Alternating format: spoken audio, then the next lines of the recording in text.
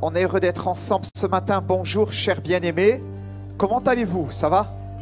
Oui, on va se lever ensemble. On va ensemble demander au Seigneur sa grâce sur ces instants.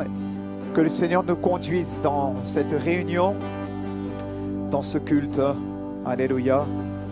Et croyons à la bénédiction de Dieu sur ces moments.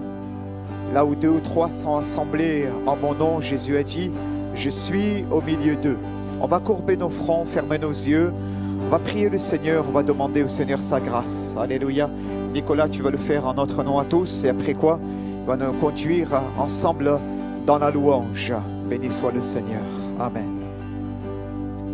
Alléluia, mon Seigneur, mon roi. Je vais élever ton saint nom ce matin, te demander de visiter ce lieu. Seigneur, nous sommes là devant toi. Seigneur, nous voulons t'apporter notre sacrifice d'adoration. Seigneur, que ton nom soit élevé au milieu de nous ce matin. Je te prie que ce matin, tu passes, Seigneur, dans chacun de nos cœurs, Seigneur, et que tu remplisses, que tu restaures, que tu renouvelles. Seigneur, il y a celui qui est fatigué, celui qui a besoin d'être relevé. Seigneur, ce matin, tu relèves, tu fortifies. Celui qui a besoin d'une action de ton esprit dans sa vie. Seigneur, ton esprit descend au milieu de nous ce matin. Alors que nous te louons et que ta présence se manifeste, nous allons, Seigneur, dans ta présence, recevoir tout ce dont nous avons besoin.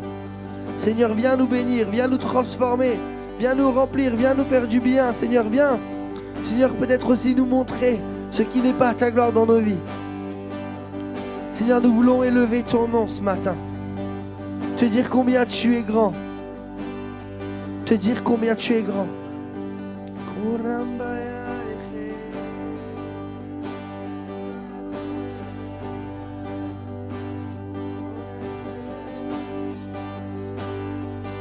Combien Dieu est grand, chantons-le combien Dieu est grand, et tous verront combien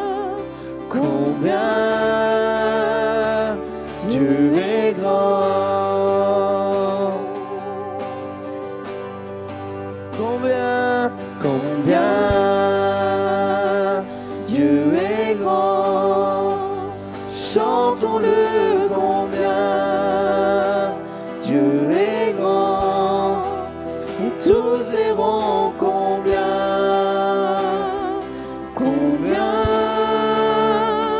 Dieu est grand. Encore combien Dieu est grand. Est-ce qu'on peut élever son nom ce matin? Combien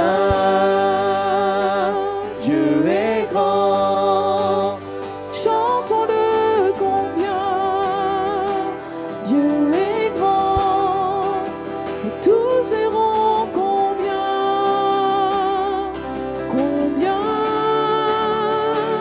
Dieu est grand.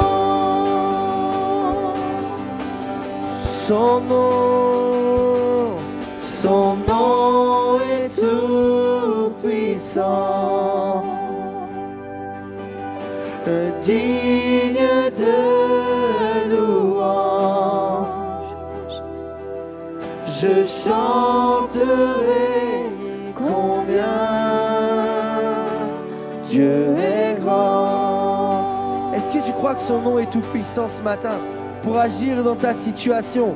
Son nom est tout. Proclame qu'il est tout puissant. Proclame qu'il agit ce matin. Digne de louange. J'élève son nom. Je chanterai combien Dieu est grand.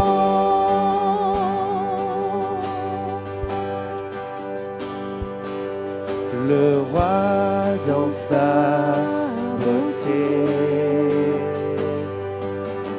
vêtu de majesté, La terre est dans la joie, la terre est dans la joie. sa gloire resplendit. L'obscurité s'enfuit au son de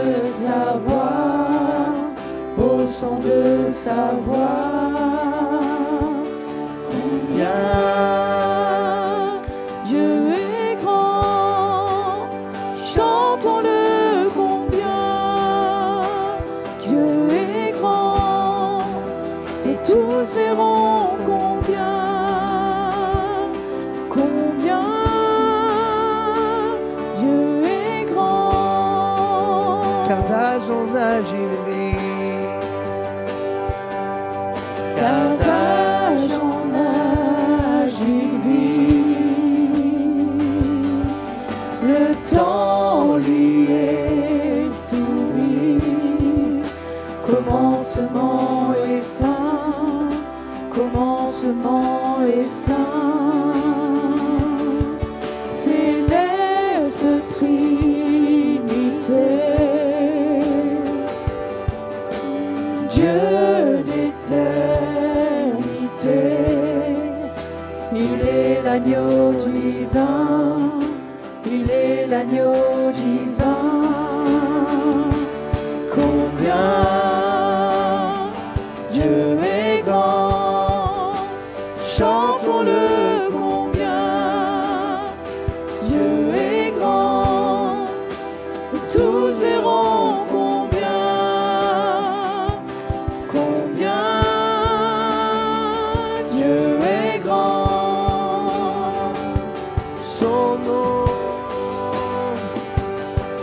son nom est tout puissant,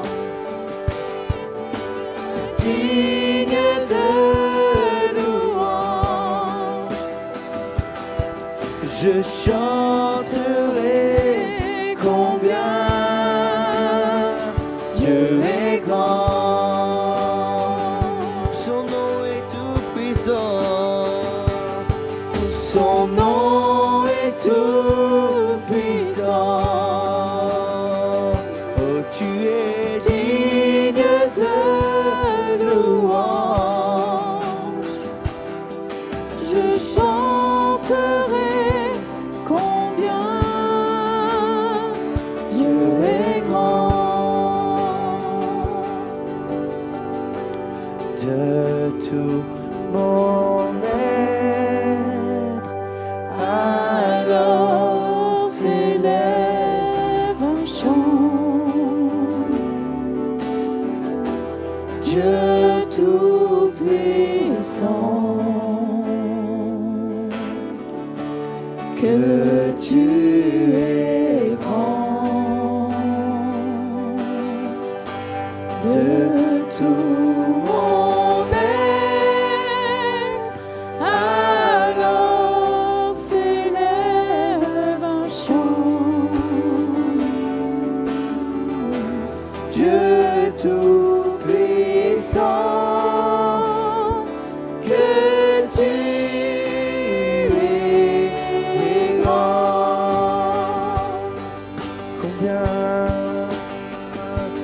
combien Dieu est grand, Chantons-le combien Dieu est grand, et tous verront combien, combien Dieu est grand.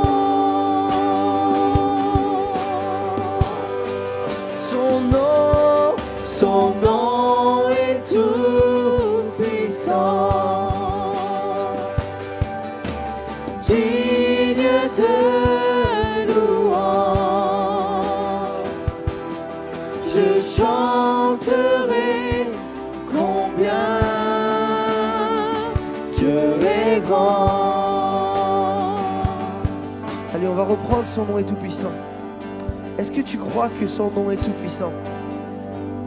Est-ce que l'Église croit que son nom est tout puissant ce matin?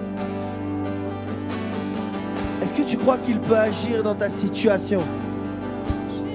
Est-ce que tu crois qu'il peut te guérir ce matin?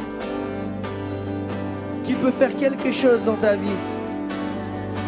Alors chante-le, proclame-le de tout ton cœur. Son nom est tout puissant et alors que tu le proclames, il agit en ce moment même dans ce lieu. Son nom est tout puissant, digne de louange. Je chanterai combien Dieu est grand.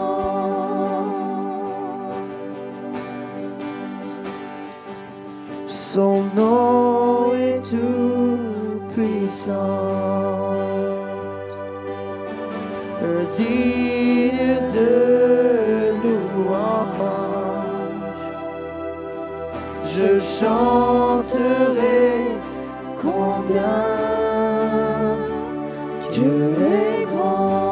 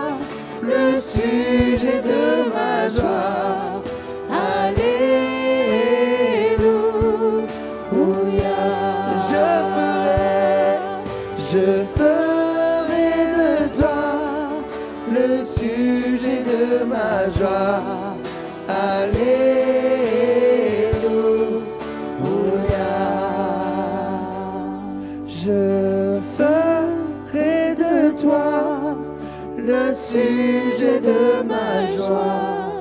Alléluia.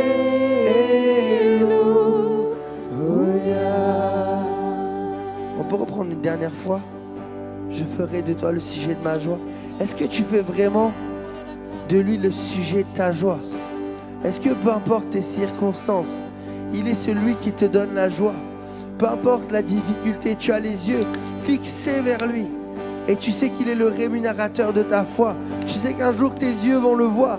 Un jour tu seras avec lui. Alors déclare-le ce matin. Tu feras de lui le sujet de ta joie. Je ferai de toi le sujet de ma joie. Alléluia. Oh, je ferai de toi le sujet de ma joie. Alléluia.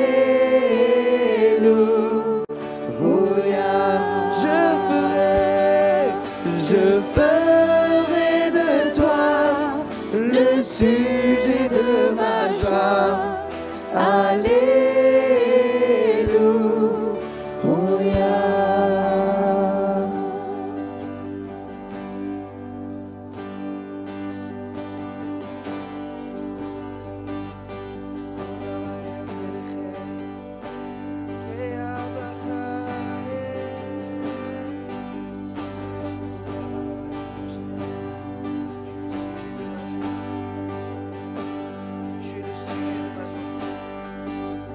Digne est ton nom, Jésus, digne d'être loué, digne est ton nom, digne est ton nom, Jésus, digne d'être adoré, digne est ton nom. Digne est ton nom, Jésus, digne d'être loué, digne est ton nom, digne est ton nom, Jésus, digne d'être adoré, digne est ton nom, digne est ton nom, digne est ton nom. Jésus, digne d'être loué, digne est ton nom, digne est ton nom, Jésus, digne d'être loué, digne est ton nom. Dans les cieux, ton nom est exalté. Sur la terre, tu es loué, ta gloire est manifestée. Seul ton nom est élevé. Dans les cieux, ton nom est exalté. Sur la terre, tu es loué, ta gloire est manifestée.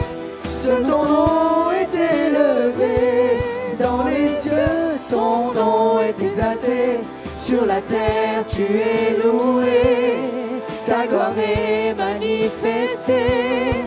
Seul ton nom est élevé. Dans les cieux, ton nom est exalté. Sur la terre, tu es loué, ta gloire est manifestée. Seul ton nom est élevé. Digne est ton nom, Jésus.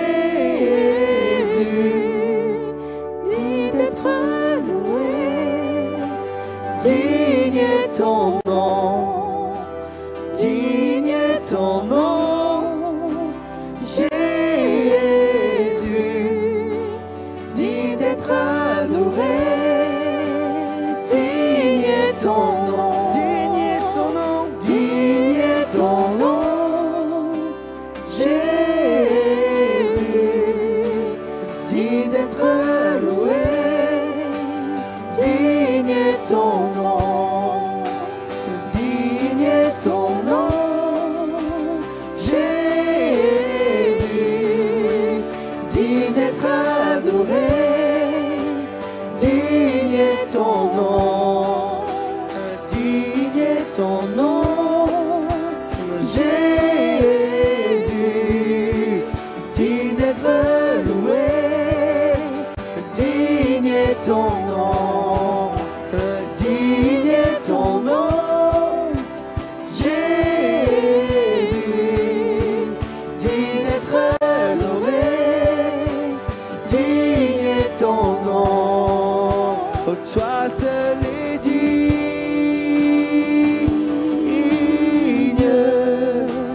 de recevoir louange et gloire pour l'éternité. Toi seul est digne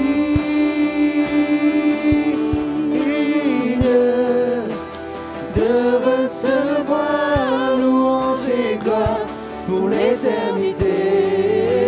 Toi seul est digne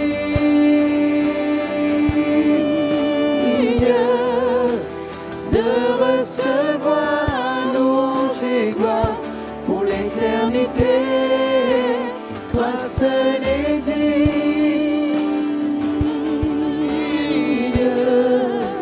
de recevoir louange et gloire pour l'éternité. Alléluia.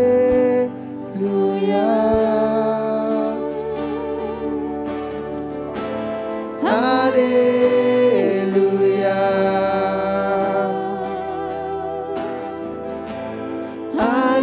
Alléluia.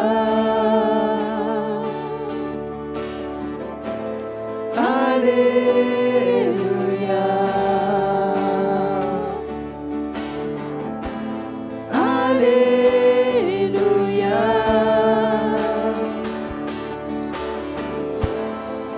Alléluia.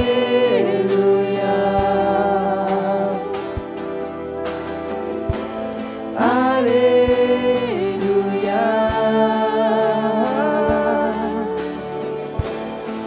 Alléluia. Toi seul est digne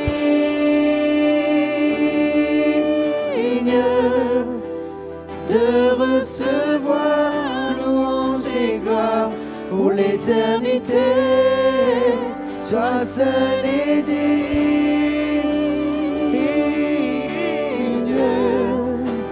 de recevoir louange et gloire pour l'éternité. Toi seul est digne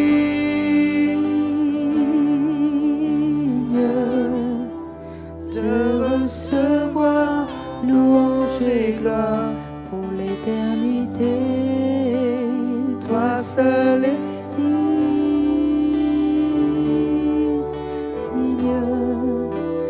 de recevoir louange et gloire pour l'éternité. Alléluia. Élevons nos voix vers lui ce matin. Élevons nos voix vers celui qui est digne. Il est digne de recevoir la louange. Loue ton Dieu ce matin. Loue ton Dieu, peuple de Dieu, loue ce matin. Élève ta voix vers lui.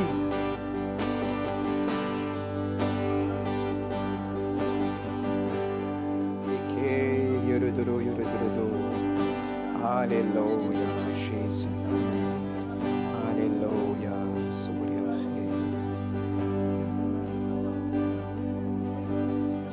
Alléluia, Jésus.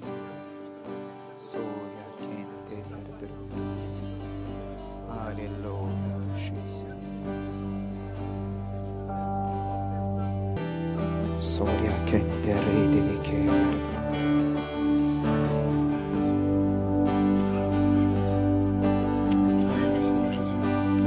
Ce matin, je veux bénir le nom de Jésus. Alléluia.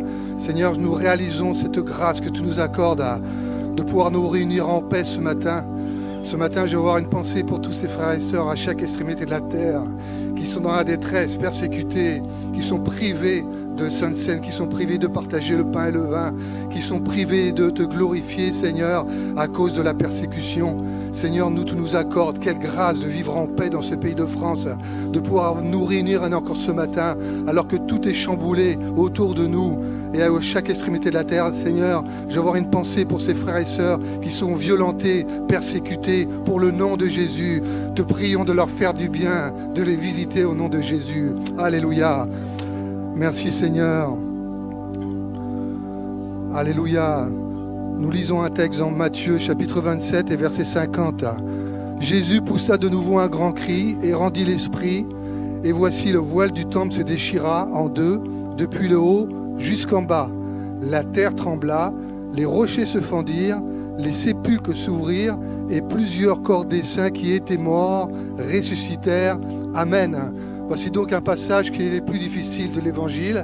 Dans ces moments où il nous est parlé de la crucifixion de Christ, la Bible nous dit que Jésus est venu pour souffrir, pour ôter les péchés et pour nous ouvrir une route nouvelle, nous qui sommes que des misérables pécheurs, et pour nous accorder un accès auprès de Dieu. Au travers de ce voile qui était déchiré, ce voile qui était séparé, qui séparait le lieu saint du lieu très saint, et dont le souverain sacrificateur pouvait rentrer qu'une seule fois par an pour expier ses propres péchés et les péchés du peuple. Ce matin, peu importe votre situation, vous pouvez entrer dans le sanctuaire de Dieu librement, élever vos mains vers le Seigneur et demander, confesser vos péchés. Et le Seigneur peut pardonner vos péchés librement parce que vous êtes couverts par le sang de Jésus. La deuxième chose qui découle du sacrifice de la croix ce matin, la Bible nous dit dans ce passage que la terre trembla. Il y eut un tremblement de terre. Et chose surprenante, lorsque la terre a tremblé, au lieu que la mort soit semée, c'est la vie qui a été semée. Alléluia. La parole nous dit que les morts ressuscitèrent. Chers amis, partout où Jésus passe, il y a la vie qui est apporté. Alléluia. Ce n'est plus la mort, mais c'est les morts qui ressuscitent. Jésus est le prince de vie, nous dit la parole, et Jésus dira lui-même, je suis le chemin, la vérité et la vie. Alléluia. Ce matin, si vous faites une rencontre personnelle avec le Seigneur Jésus, attendez-vous à un tremblement de terre dans vos vies, dans vos cœurs, dans vos âmes. Alléluia. Le Seigneur va changer les conceptions, les raisonnements, vos idées, votre façon d'agir, votre façon de faire. Le Seigneur, au travers d'un tremblement de terre, tout va s'effondrer, tout va être ébranlé par la présence et le contact de Jésus. Alléluia. Parce que Jésus vient ressusciter les morts. Nous étions morts par nos péchés, mais Jésus nous a ressuscités. Ce matin, nous prenons ce pain et ce vin. Ce n'est pas une religion que nous prenons ce matin, mais c'est un fait. Nous confessons Jésus-Christ crucifié et nous confessons Jésus-Christ ressuscité. Alléluia. Jésus-Christ crucifié pour ôter nos péchés et pour nous accorder un libre accès auprès de Dieu le Père. Et Jésus-Christ ressuscité, la Bible nous dit qu'il a fait de nous, il nous a tous ressuscités ensemble dans les lieux célestes. Nous célébrons le nom de Jésus encore ce matin. Merci Seigneur pour ta parole. Seigneur, selon ta parole, Seigneur, nous confessons ton nom et nous disons, Seigneur, au travers de ce pain et ce vin, que tu es le roi des rois, le Seigneur des seigneurs, celui qui s'est donné pour chacun d'entre nous. Seigneur, ce repas que tu as institué aux disciples, afin qu'il soit instauré dans l'Église, Seigneur, c'est ce que nous faisons, parce que nous faisons ceci en ta mémoire, Seigneur, ce matin, suivant tes commandements. Faites ceci en mémoire de moi. Seigneur, c'est ce que nous voulons prendre, ce pain et ce vin, Seigneur. Ce pain qui est le corps de Christ, ton corps brisé à la croix. Ce vin qui est le sang qui a coulé pour chacun d'entre nous. Et Seigneur, nous voulons te bénir. Mais Seigneur aussi, je prie afin que l'Esprit de Dieu soit répandu ce matin et que les cœurs soient sensibles à ta crucifixion, sensibles à la résurrection, Seigneur, sensibles que nous étions morts par cause de nos péchés et que tu es venu nous ressusciter en nous accordant la vie divine, la vie véritable, la vie qui vient de Dieu. Amen, Seigneur. Seigneur, répands ton esprit sur chacun d'entre nous, Seigneur. Et tu es le seul à convaincre de péché, de justice et de jugement encore ce matin, par le seul et précieux nom de Jésus. Amen. Amen. Alléluia. On va se lever ensemble. On veut prendre ce chant dont les paroles déclarent: les cieux proclament. Alléluia. Les cieux proclament la gloire du ressuscité. Alléluia. Les cieux proclament la gloire du ressuscité. Amen. Et ce matin, nous voulons déclarer avec ces paroles, eh bien, je veux moi aussi, petite créature faible, insignifiante, mais cependant précieuse à tes yeux, chanter la gloire du ressuscité. Alléluia. Non seulement les cieux proclament la gloire du ressuscité, mais toi aussi à ta place, eh bien, tu es juste appelé à joindre ta voix à la multitude des anges. Alléluia. À la multitude des êtres de l'armée des célestes, à la multitude des rachetés, de ceux que l'on ne peut dénombrer, qui sont issus de toute race, de toute tribu, de toute nation. Amen. De tout peuple. Et de lui dire, eh bien Seigneur, à ton nom la gloire. Je veux proclamer ta gloire au ressuscité. Alléluia. Prenons-le ensemble, s'il vous plaît. Alléluia. Alléluia. Les cieux proclament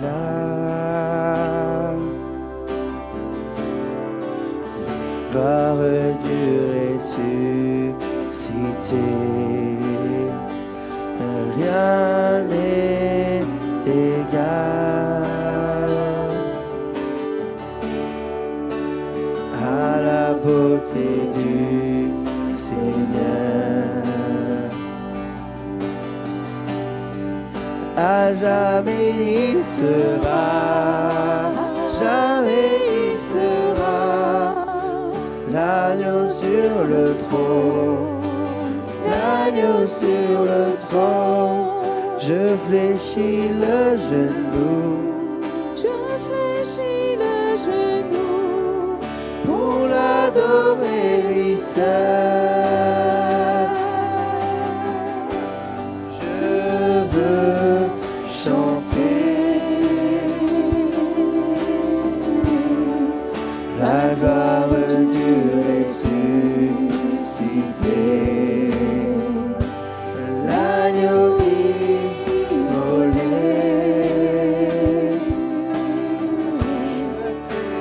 nous a rachetés pour Dieu. À jamais tu seras, à jamais tu seras l'agneau sur le trône, l'agneau sur le trône. Je fléchis le genou, je fléchis le genou pour l'adorer toi seul. À jamais tu seras, à jamais tu seras l'agneau sur le trône, l'agneau sur le trône. Je fléchis le genou, je fléchis le genou pour t'adorer toi seul. Je veux chanter, je veux chanter la gloire du ressuscité, l'agneau immolé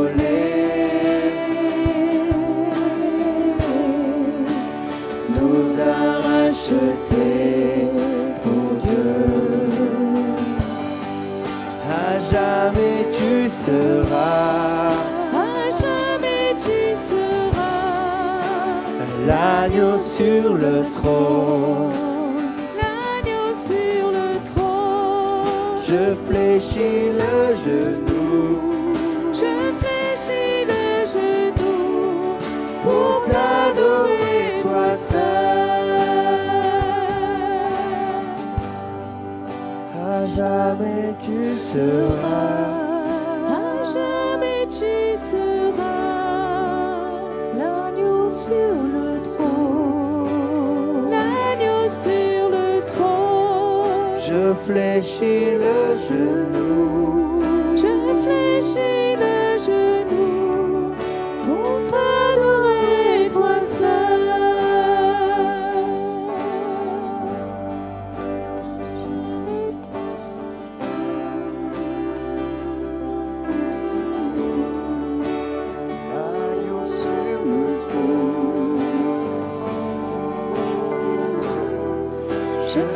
fléchis le genou pour t'adorer toi seul. À jamais tu seras. Jamais tu seras l'agneau sur le trône. L'agneau sur le trône. Je fléchis le genou. Je fléchis le genou pour t'adorer toi seul. Jésus, à jamais tu seras. Jamais tu seras l'agneau sur le trône. L'agneau sur le trône. Je fléchis le genou. Je fléchis le genou pour t'adorer toi seul. Alléluia. Loue le Seigneur en langue. Alléluia. Sur la musique. Alléluia. Béni soit Jésus. Soria kavara kerio redoro. Il est l'agneau de Dieu qui ôte le péché du monde. Il est l'agneau de Dieu. Alléluia. Il est l'agneau de Dieu. Jean le Baptiste, l'ayant vu passer, a dit à ses disciples, voici l'agneau de Dieu qui ôte le péché du monde. Voici l'agneau de Dieu qui ôte le péché du monde. Il vient après moi, celui qui était avant moi, et je ne suis pas digne de délier en me baissant la courroie de ses souliers. Alléluia. Il est l'agneau de Dieu. Amen. Moi, dit Jean le Baptiste, je viens pour baptiser d'eau. Mais celui qui vient après moi, il a son vent à la main. Il amassera le grenier, le blé dans le grenier. Et il mettra là-bas, là, dans un feu qui ne s'éteint point. Lui, il vous baptisera d'Esprit Saint et de feu. Alléluia. Rendons grâce au Seigneur, à celui qui a répandu au jour de la Pentecôte son Esprit Saint sur son Église, celui qui a donné les langues de feu, celui qui est venu pour nous remplir, faire de nous le temple de son Esprit. Amen. Des flammes de feu pour la gloire de son nom. Rendons-lui gloire ce matin. À lui soit la louange, à lui soit la gloire. Ne te tais pas ce matin, mais élève ta voix. Jésus a dit, je vous le dis en vérité, s'ils se taisent, les pierres crieront. Oh, s'ils se taisent, les pierres crieront en parlant des enfants. Et ce matin, ne te tais pas, mais élève ta voix dans ce lieu. Alléluia. Élève ta voix ce matin. Amen. Alléluia. Alléluia.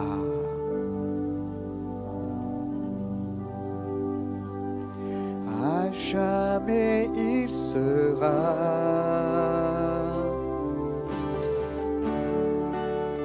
l'agneau sur le trône. L'agneau sur le trône. Je fléchis le genou. Je fléchis le genou pour t'adorer lui seul. À jamais il sera. À jamais il sera. À jamais il sera. L'agneau sur le trône. L'agneau sur le trône. Je fléchis le genou. Je fléchis le genou pour l'adorer lui seul. À jamais tu seras. À jamais tu seras. À jamais tu seras. L'agneau sur le trône. L'agneau sur le trône. Je fléchis le genou. Je fléchis le genou pour t'adorer toi seul. À jamais tu seras. Alléluia, on peut se lever une dernière fois ensemble. Alléluia, on se lève, on célèbre l'agneau de Dieu. Alléluia, on se joint à la multitude des rachetés. Continuons à bénir le Seigneur. le genou pour t'adorer toi seul. À jamais tu seras, à jamais tu seras l'agneau sur le trône. l'agneau sur le trône. Je fléchis le genou Je fléchis le genou pour t'adorer toi seul. Je veux chanter la gloire du ressuscité, l'agneau immolé nous a rachetés pour Dieu.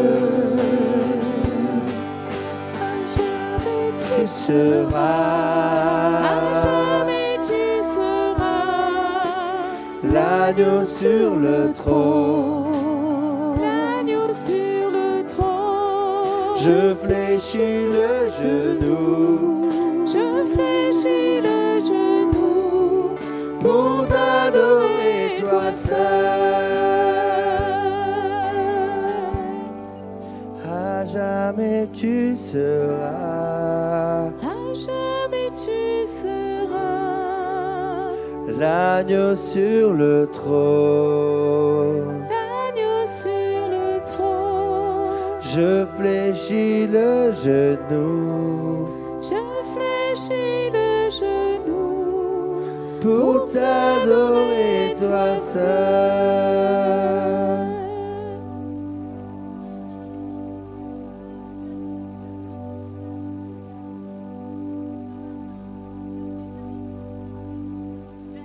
C'est parce qu'il a vu ton cœur. Tu veux le servir. Tu veux faire des grandes choses. Tu veux être utile dans ses mains. Mais ce matin, le Seigneur, il veut te prévenir. Il veut te parler. Il veut te parler. Il ne veut pas que tu grandisses en hauteur pour être vu de tous. Ce qu'il attend de toi, c'est que tu grandisses en profondeur. C'est que tu creuses dans sa parole, que tu creuses dans sa présence. Alors tu verras des racines qui sont là, tu verras des pierres qui sont là. Alors tu devras les enlever et tu devras les enlever et creuser encore plus pour que l'eau de l'esprit, l'eau de la parole de Dieu puisse remplir ton cœur. Alors lorsque viendra les tempêtes, lorsque viendra les ouragans, alors tu te plieras seulement sous les grands vents, tu te plieras devant ton Dieu, tu ne te casseras pas, mais tu te plieras devant ton Dieu.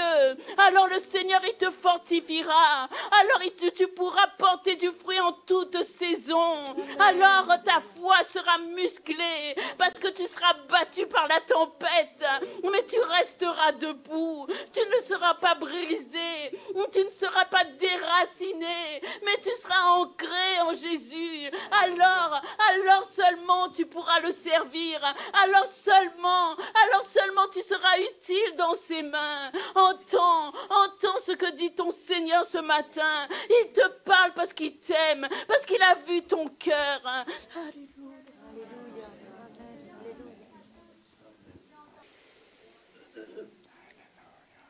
Jésus, amen. Oui, ce matin, tu as besoin d'être fortifié. Ta vie n'est pas bâtie sur le roc. Ta vie est bâtie sur le sable. Et ce matin, le Seigneur aimerait te dire, les fondations ne sont pas solides. Les temps vont venir où ta maison va être ébranlée. Tu as besoin de rentrer en toi-même, de rentrer dans ta chambre, d'avoir une communion avec le Seigneur, d'avoir cette communion où le Seigneur saura te remplir, le Seigneur saura te protéger, te préserver, mais ta maison doit être bâtie sur le roc, sur le rocher. Les temps difficiles vont venir et le Seigneur te dit, si ta maison reste comme cela, tu ne vas pas tenir. Tu as besoin d'avoir une communion, tu as besoin d'avoir des racines ancrées dans ma parole qui ne faillit pas, ma parole qui demeure éternellement. Tu as besoin de rentrer en toi-même et d'avoir de solides fondements. Et ce matin, le Seigneur aimerait t'encourager, te dire ce soir, dès ce soir, viens dans le lieu secret, rentre dans ta chambre, ferme ta porte et demande-moi de te remplir, de te bénir, d'avoir pour fondement ma parole, parce que les temps vont venir, des temps difficiles viendront sur ta vie. Le Seigneur te dit cela non pas pour te faire peur, non pas pour que tu craignes, non pas pour que tu aies peur de ce qui va arriver, mais parce qu'il veut te protéger, il veut protéger ton cœur contre tout vent et marée, contre toute doctrine qui viendront assaillir ton âme, bouleverser tes convictions. Ce matin, tu as besoin d'être rempli, tu as besoin d'être rempli de sa présence, tu as besoin d'avoir pour fondement la parole de Dieu. Ta maison n'est pas bâtie correctement et des temps difficiles viendront sur ta vie.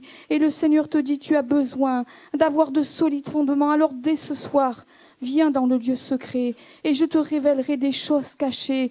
Je remplirai ton âme, je remplirai ton cœur de convictions, de choses inébranlables que ce monde ne pourra pas venir ébranler.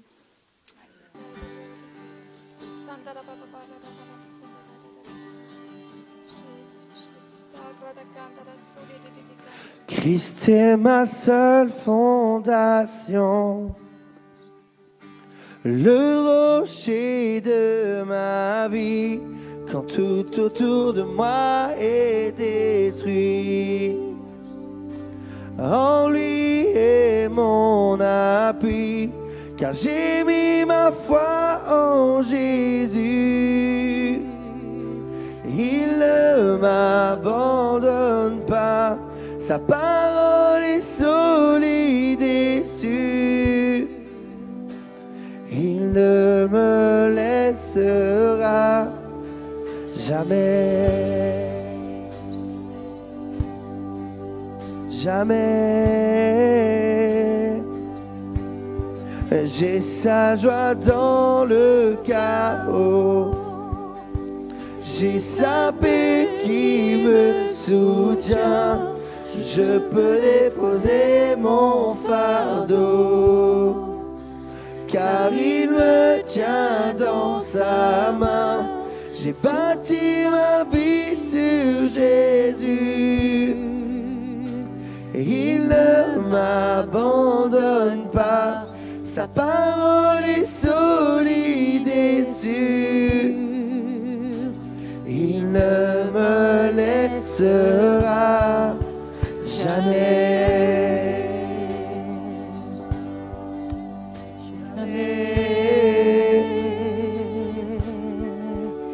Il ne faillira jamais, il ne faillira jamais, jamais, jamais. Il ne faillira jamais, il ne faillira jamais, jamais. Le vent, la pluie déferle sur ma vie, mais j'ai bâti ma maison sur Jésus-Christ. Le vent, la pluie déferle sur ma vie, mais j'ai bâti ma maison sur Jésus-Christ. Je ne tremblerai pas, car je suis fondé sur toi. Je ne tremblerai pas, j'ai bâti ma vie sur toi. Christ est ma seule fondation, le rocher de ma vie. Quand tout autour de moi est détruit. En lui est mon appui, car j'ai mis ma foi en Jésus. Il ne m'abandonne pas, sa parole est solide et sûre. Il ne me laissera jamais, jamais.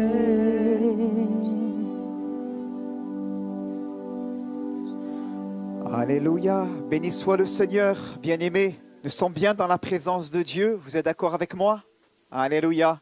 Oui, je peux entendre un grand amen? Amen, voilà. Nicolas, je te laisse mettre les choses convenablement. Merci beaucoup. Je veux vous saluer dans le nom du Seigneur Jésus. On est très heureux de pouvoir être ensemble ce matin pour partager ce temps de communion dans la présence de notre Dieu. Alléluia, bien-aimés.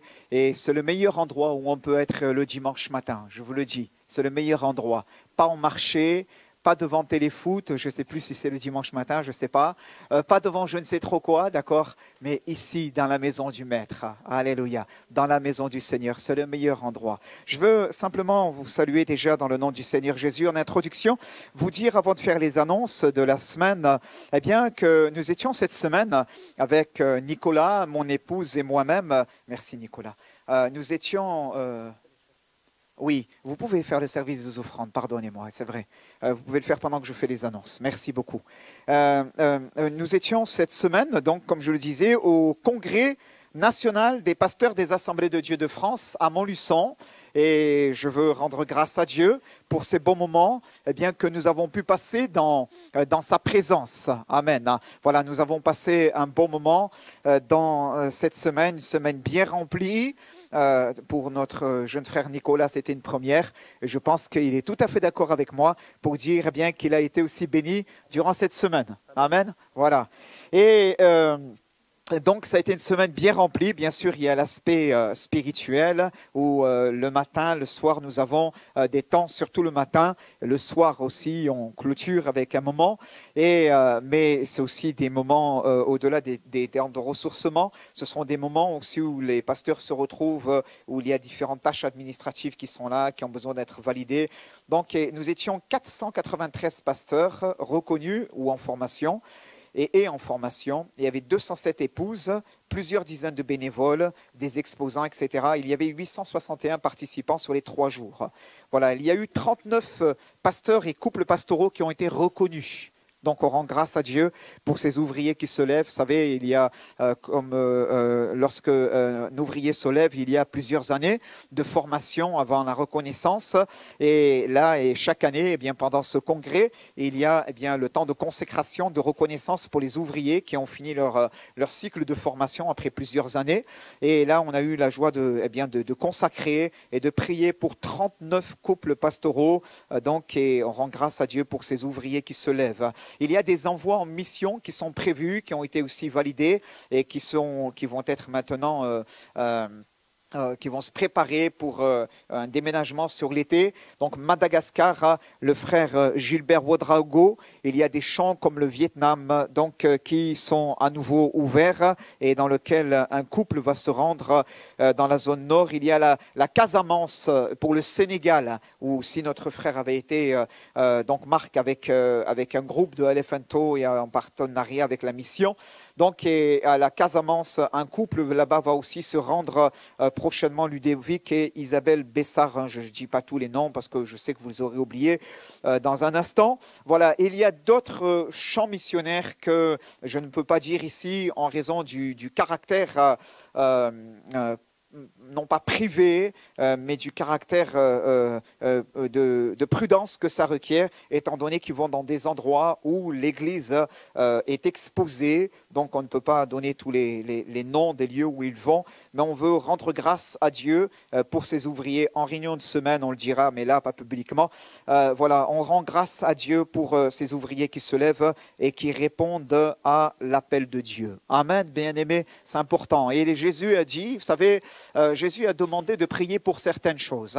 Jésus a dit, quand vous priez, quand vous priez. Voilà, ne soyez pas comme les hypocrites qui aiment prier debout et qui font de longues prières et qui s'imaginent eh bien qu'à force de longues prières, ils seront exaucés. Hein, j'ai paraphrasé le passage, bien sûr, Jésus dit davantage de choses dans ce passage. Jésus, eh bien, quand nous parle de la prière à certains moments, et quand il donne parfois des sujets de prière, il va dire par ailleurs, priez le maître de la moisson d'envoyer des ouvriers dans sa moisson. Et nous avons besoin de prier, comme les dons spirituels l'ont rappelé ce matin, eh bien de prier pour que des ouvriers se lèvent. Amen. Non pas des ouvriers qui vont être flottants et ballottants à tout vent de doctrine, mais qui seront enracinés dans la parole, alléluia, et qui pourront faire la différence dans leur génération. Amen. Béni soit le Seigneur, c'est important. Solidement établi sur Jésus-Christ et sur la parole de Dieu. Voilà, donc je voudrais faire rapidement quelques annonces. Voilà, il y aura le samedi 26 avril, je le dis d'ores et déjà, il y aura le samedi 26 avril à 10h, l'Assemblée générale de l'Église. Donc ce n'est pas l'Assemblée générale comme nous l'avons eu très récemment, c'était la culturelle, le samedi 15 mars, mais là il s'agit de l'Assemblée générale de la cultuelle, donc de l'Église. Merci pour votre présence, pour ceux et celles qui sont membres. Vous avez dû recevoir une convocation à l'entrée tout à l'heure, à l'accueil. Notre sœur Sylvia, la secrétaire de l'association cultuelle, vous a remis les convocations. Elle est où Sylvia? Je la cherche du regard. Elle est là, voilà, très bien. Si vous n'avez pas votre convocation, que vous savez que vous êtes membre de l'Église et que vous avez l'habitude de participer aux assemblées générales, eh bien, allez la voir et elle vous la remettra. Si vous n'êtes pas encore membre de l'Église et que vous êtes là depuis un certain nombre de mois déjà, que vous cheminez avec vous, que vous êtes heureux d'être dans la présence de notre Dieu ensemble et que, bien, on fait partie de l'Église, mais vous n'êtes pas encore membre de l'association cultuel sur un plan administratif et que vous souhaitez le devenir, eh bien, vous vous rapprochez d'un des membres du conseil d'administration, en l'occurrence notre sœur Sylvia, qui va distribuer tout à l'heure les convocations. Vous vous faites connaître ou vous vous signalez auprès de moi. De toute façon, elle me fera remonter les informations. Comme cela, eh bien, on préparera au mieux notre assemblée générale. Nous ouvrons bien sûr l'appel à candidature pour les membres aussi dans le cadre du renouvellement du bureau. Et si là aussi des bien-aimés sont membres de l'Église et ont à cœur de s'investir dans le conseil d'administration, merci de venir me trouver, venir trouver un des membres du bureau et on examinera bien sûr tout cela en CA et on ne manquera pas de revenir vers vous. Mais déjà, bloquez bien, s'il vous plaît, cette date. Voilà. Je termine en disant qu'il y a 2 livres. Alors, pardonnez-moi, 2 nouveautés donc, que j'ai récupérées. J'ai pris quelques exemplaires, pas beaucoup, parce que je ne voulais pas que ça reste au comptoir bibliothèque et que ça ne parte pas. Donc, on a récupéré quelques livres pendant le congrès. Un livre de M. Kowalczyk, Bernard Kowalczyk, Jésus de A à Z. Donc, c'est une méditation qui permet ainsi de voir la personne et le caractère de Jésus au travers des quelques lettres de l'alphabet. Donc, ça fait un éventail de A à Z. C'est intéressant et c'est un bon outil d'édification, mais pour pouvoir, j'allais dire, mieux embrasser la personne de Jésus-Christ par la foi. Et là, dans notre communion, ça peut nous servir, ça peut nous bénir, mais aussi un bel ouvrage à pouvoir offrir dans le cadre de l'évangélisation. Je pense que ça peut aussi faire la différence dans la vie de quelqu'un qui veut savoir qui est Jésus. Et je vous recommande aussi ce livre, s'il n'y en a pas assez, on en recommandera. Eh bien, c'est Je cherche un homme. C'est bien un bout de la vie de notre frère René Delattre, le pasteur René Delattre. Aujourd'hui, dans une retraite active, il a servi le Seigneur au travers des églises, centres de vacances, au Coteau-Fleury, etc. Et il a été aussi, pendant de très nombreuses années, le président des Assemblées de Dieu de France. Voilà. Aujourd'hui, c'est Yann Antoine, aujourd'hui le président des Assemblées de Dieu de France. Et le frère a écrit son livre. J'ai déjà commencé un petit peu à le lire, à le feuilleter. Il est très facile à lire, il est très agréable à lire. Je vous invite si vous le souhaitez, si vous en procurez au comptoir bibliothèque, je suis sûr qu'il va vous édifier et il peut faire la différence aussi là dans la vie de quelqu'un parce que Dieu cherche toujours des hommes. Amen. Dieu cherche toujours des hommes. Il y a son témoignage de conversion, sa rencontre avec le Seigneur, comment le Seigneur a touché sa vie, comment le Seigneur l'a sauvé, comment le Seigneur l'a appelé au ministère. Vous avez tous ces éléments-là et c'est vraiment, vraiment enrichissant. Son parcours, c'est un homme d'une grande richesse. Voilà, je crois et je prie pour que bientôt nous puissions avoir l'occasion un jour de pouvoir l'accueillir. Mais en tout cas, je vous recommande déjà sa biographie. Voilà, j'en ai fini, je crois, pour les annonces. Merci pour votre attention. On va ensemble se recueillir et on va ouvrir la parole de Dieu, s'il vous plaît. Amen. Merci Seigneur pour ta parole. Merci Seigneur notre Dieu pour ces instants durant lesquels on a pu, Seigneur, élever ton nom, Seigneur. On a pu, Seigneur notre Dieu, chanter la grandeur de ta majesté, Seigneur. Et nous sommes là ce matin. Et Seigneur, on va ouvrir la parole. Et je te prie, Père éternel, de bénir ta parole dans nos cœurs et qu'elle puisse porter du fruit. Seigneur, que nos cœurs soient comme cette bonne terre, qu'il n'y ait pas, Seigneur, d'épines, qu'il n'y ait pas, Seigneur, de choses qui ne sont pas à ta gloire, que toi tu ne veux pas, Seigneur, mais que nos cœurs soient propres, soient nettoyés, Seigneur, afin d'y accueillir convenablement la parole de Dieu et que cette parole puisse porter du fruit dans notre vie. Je te le demande, Père, pour la louange et la gloire de ton nom. Comme dit ta parole, un grain qui en donne 100, un autre qui en donne 60, un autre qui en donne 30. C'est-à-dire que ta parole produit un fruit abondant dans notre vie. Nous te le demandons. Dans le nom de Jésus, je t'ai prié. Amen. Gloire à Dieu. Béni soit le Seigneur. Ouvrons ensemble la Bible, sans tarder, s'il vous plaît, dans l'Évangile selon Marc, au chapitre 6. Évangile selon Marc, au chapitre 6, et nous allons lire ensemble à partir du verset 30. Voilà. Alors, tous les textes seront pris dans la version Louis II, excepté ce premier texte, parce que, bon, ma Bible, j'ai le texte dans ma tablette qui est là sous les yeux, mais je voudrais simplement, dans un premier temps, le lire aussi dans ma version Colombe, et après quoi, je reviens vers vous dans les éléments que nous avons partagés, que nous allons partager dans un instant. Donc, Marc, chapitre 6, verset 30, s'il vous plaît. Les apôtres se rassemblèrent auprès de Jésus et lui racontèrent tout ce qu'ils avaient fait et ce qu'ils avaient enseigné. Il leur dit, venez à l'écart dans un lieu désert et reposez-vous un peu. Car beaucoup de personnes allaient et venaient et ils n'avaient même pas le temps de manger. Ils partirent donc dans la barque pour aller à l'écart dans un lieu désert. Verset 33. Beaucoup de gens les virent s'en aller et les reconnurent.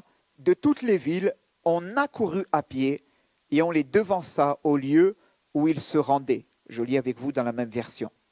Quand il sortit de la barque, Jésus vit une grande foule et fut ému de compassion pour eux parce qu'ils étaient comme des brebis qui n'ont point de berger. Et il se mit à leur enseigner beaucoup de choses. Comme l'heure était déjà avancée, ses disciples s'approchèrent de lui et dirent « Ce lieu est désert et l'heure est avancée, est déjà avancée. Renvoie-les afin qu'ils aillent dans les campagnes et dans les villages des environs pour s'acheter de quoi manger. » Jésus leur répondit « Donnez-leur vous-même à manger. » Mais ils lui dirent « Irons-nous acheter des pains pour 200 deniers et leur donnerions-nous à manger ?» Et il leur dit, combien avez-vous de pain? Allez voir. Ils s'en assurèrent et ils répondirent 5 et 2 poissons.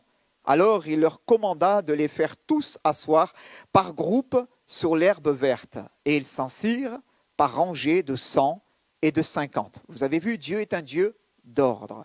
Et ils s'assirent par rangées de 100 et de 50. Ils prirent les 5 pains et les 2 poissons, et levant les yeux vers le ciel, il rendit grâce. Puis, il rompit les pains et les donna aux disciples, afin qu'ils les distribuent à la foule. Et il partagea aussi les 2 poissons entre tous. Tous mangèrent et furent rassasiés. Et l'on emporta 12 paniers plein de morceaux de pain, de ce qui restait des poissons. Ceux qui avaient mangé les pains étaient 5000 hommes. Amen. Ce n'était pas une réunion d'hommes, parce qu'un autre évangile dira sans compter les femmes et les enfants. D'accord?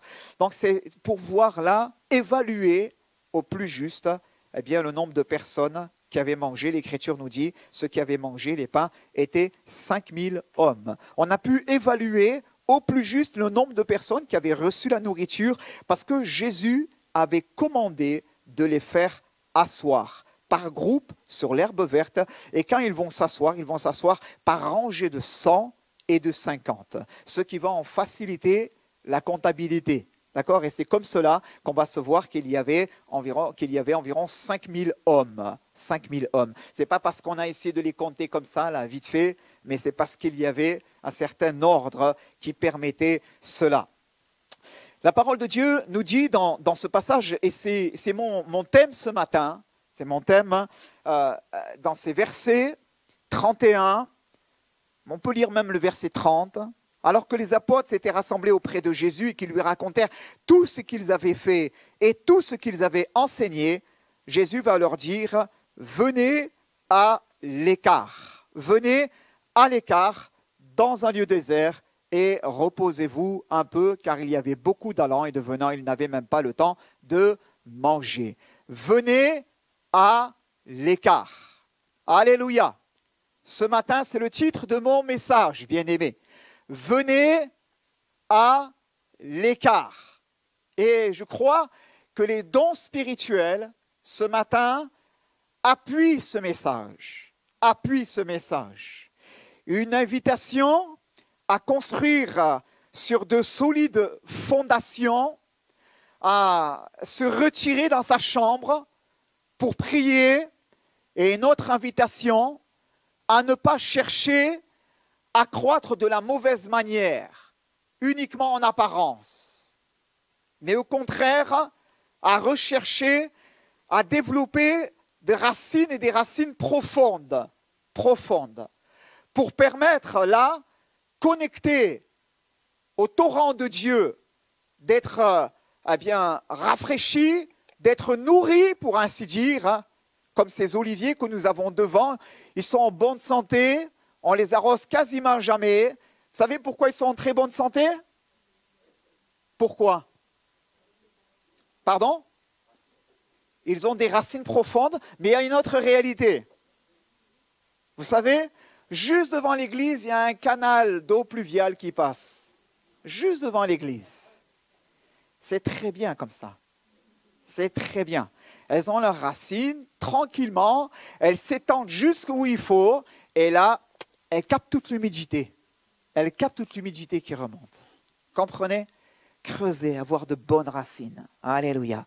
Et afin que lorsque le vent passe, ou va passer, parce qu'il va passer sur toi, eh bien, tu puisses tenir bon. Parce que le Seigneur aura développé chez toi, t'aura permis de développer avec lui, de solides racines, de solides fondations. Alléluia. Et tout cela peut se réaliser seulement dans la mesure où nous savons venir à l'écart. Venez à l'écart dans un lieu désert. Venez à l'écart. Amen. Nous sommes dans une société où il y a un tourbillon qui nous entraîne les uns les autres. Un tourbillon au travers de l'actualité, au travers de notre emploi du temps, de l'organisation de nos journées, notre emploi du temps. Nous faisons face parfois à des activités qui peuvent nous happer finalement, nous prendre et nous empêcher de pouvoir, vouloir nous empêcher en tout cas de pouvoir là dégager ce temps pour pouvoir nous mettre à l'écart. L'Écriture nous dit, verset 30, que les apôtres s'étaient rassemblés auprès de Jésus. Et notons, bien aimés, ces mots, ils lui racontèrent tout ce qu'ils avaient fait. Bien sûr, et tout ce qu'ils avaient enseigné. C'est quand même le minimum qu'ils disent à Jésus ce qu'ils ont dit. Est-ce que c'était juste ou est-ce que c'était pas juste, maître? Est-ce que tu penses que c'était OK ou pas? Et là, de laisser le maître les corriger pour pouvoir les instruire, pour qu'ils puissent être des meilleurs canaux le lendemain, par la grâce de Dieu. Mais l'Écriture nous dit ces mots, et ils racontèrent tout ce qu'ils avaient fait. Tout ce qu'ils avaient fait. Et voyez-vous, on peut se cacher dans notre communion personnelle avec Dieu derrière ce que l'on fait. Derrière ce que l'on fait. On peut faire beaucoup de choses, bien-aimés, et passer à côté du rendez-vous de Dieu. Jésus dit, venez à l'écart. Mais eux sont là et sont en train de lui raconter tout ce qu'ils avaient fait. Seigneur, il y a eu un bon rassemblement. Seigneur, il y a eu une bonne matinée. Seigneur, voilà ce que j'ai fait ce matin. J'étais au parking. Je me suis occupé des voitures. Et le pasteur a beau dire qu'il faut libérer le parking directement à l'issue du culte, malgré le fait qu'ils ne l'ont pas fait correctement, moi, j'ai fait mon travail. Et j'ai assuré jusqu'au bout. Alors, je fais une petite, vous avez bien compris, une petite parenthèse. Jusqu'au bout. Et j'ai fait mon travail. Jusqu'au bout. Voilà, Seigneur, ce que j'ai fait pour toi. Seigneur, voilà ce que j'ai fait ce matin. Je suis venu tôt à l'église. Je suis venu tôt à l'église. Et alors qu'il n'y avait encore personne et que cette nuit, j'ai dormi 1 heure en moins, je suis venu à l'église, Seigneur, et j'ai allumé la sono. Je me suis occupé de tout mettre en place, Seigneur. J'ai démarré les micros, j'ai donné les iPads, ils m'ont posé les mêmes questions, certains, qu'ils me posent depuis des mois, et je me suis montré patient afin de pouvoir faire preuve de pédagogie et les aider encore une fois. Voilà, Seigneur, ce que j'ai fait. N'est-ce pas, Nicolas? Voilà, Seigneur, ce que j'ai fait. Seigneur, je suis venu ce matin et alors que pendant tout l'hiver, la température était quelque peu fraîche et humide, malgré tout, je me suis tenu à mon poste devant et j'ai offert à mes chrétiens qui arrivaient tranquillement du café chaud que j'avais préparé. Voilà ce que j'ai fait. Voilà ce que j'ai fait. Seigneur, il dira à une maman ou un grand frère, une grande sœur à midi, voilà ce que j'ai fait, Seigneur. J'étais là-haut, à l'étage, à la garderie, et je me suis occupé des petits bouts, et il y en avait un, vraiment, ce matin, il n'était pas facile. Je me suis posé des questions sur la manière de ses parents, dont ils ont l'élever, et j'étais à 2 doigts de le ramener à ses parents.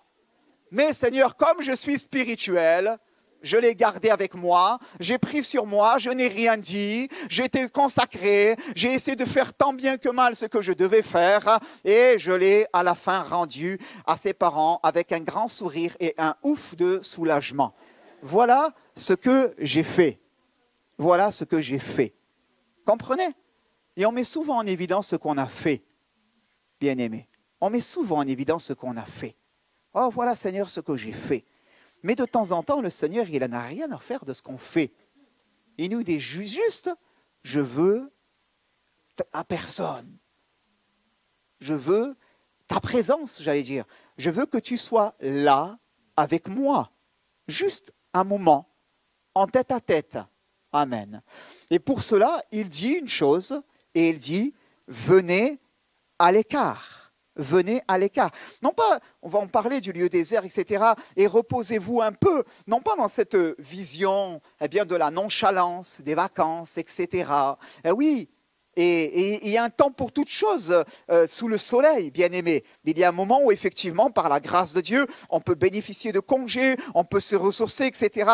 J'allais dire, on s'attribue ce verset quelque part en disant, oui, le Seigneur ne s'y oppose pas, il me fait du bien.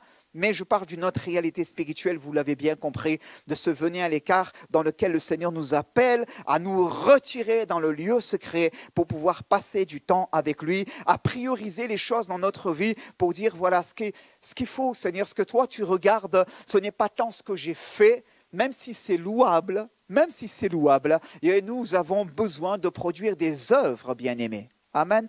Il ne faut pas que l'Église soit remplie de contemplatifs. Je vous le dis, sinon on ne va pas aller bien loin, frères et sœurs. Si tout le monde est contemplatif et que personne ne s'occupe de toutes les tâches qui nous incombent, eh bien, je pense qu'on va avoir quelques difficultés, bien-aimés. Vous êtes d'accord avec moi? Si les monos ne font plus leur travail parce qu'ils décident d'être contemplatifs, le sonoriste, le directeur de louange, etc., eh bien, et le pasteur aussi, je crois que, voilà, vous allez accepter cela pendant une réunion, 2, 3, très difficilement, et vous allez commencer à nous questionner. Mais il y a cette réalité néanmoins, un équilibre que nous devons avoir entre ce que nous faisons et cette communion que nous sommes appelés à cultiver avec le Maître. L'Écriture nous dit dans ce verset 31 qu'il y avait beaucoup d'allants et de venants et ils n'avaient même pas le temps de manger. Vous avez vu?